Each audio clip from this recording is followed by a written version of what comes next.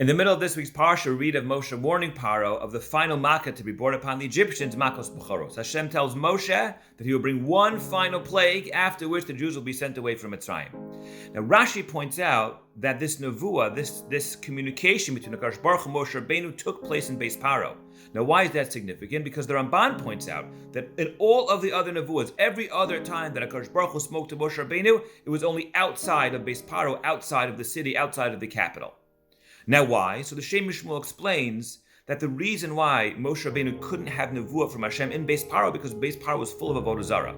Now we know it's not a problem for HaKadosh Baruch Hu to communicate with someone in a base of avodah zarah. HaKadosh Baruch Hu, he can speak anywhere, he can communicate anywhere, but the difficulty was in the reception. It was hard for Moshe Rabbeinu to receive the nevuah in Beis Paro because of all the avodah zarah there. There was an element of static interference.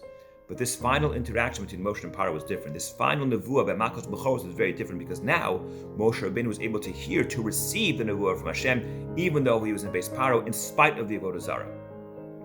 Shem Mishmuel explains the reason is because this makkah, this interaction between Paro and Moshe, marked a turning point in the relationship between Moshe and Paro.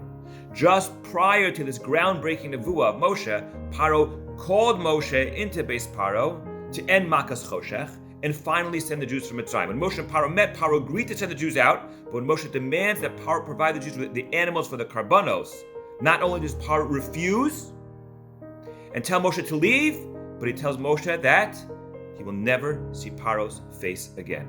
It was as if Paro ended any relationship between Moshe and himself. The Shem Mishmuel explains that once Paro told Moshe to leave, Moshe became totally divorced from the tumor of Mitzrayim.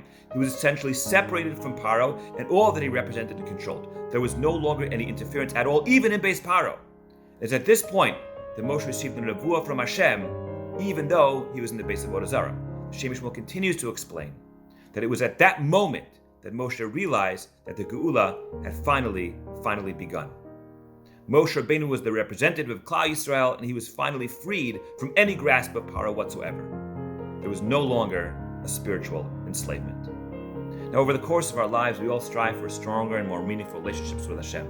We want to be able to welcome HaKadosh Baruch Hu into our lives and to be impacted by His presence. It can be frustrating sometimes when we're unable to create that experience, when we're unable to feel that relationship. Perhaps, if we would spend a few minutes thinking about the impact of the static interference on our lives, those things that stand in the way of the relationship with Hashem, we'd be able to strengthen that relationship. Hashem is constantly communicating with us every minute of every day. The question is, are we allowing ourselves to hear Him? Wishing you all a wonderful, wonderful Shabbos.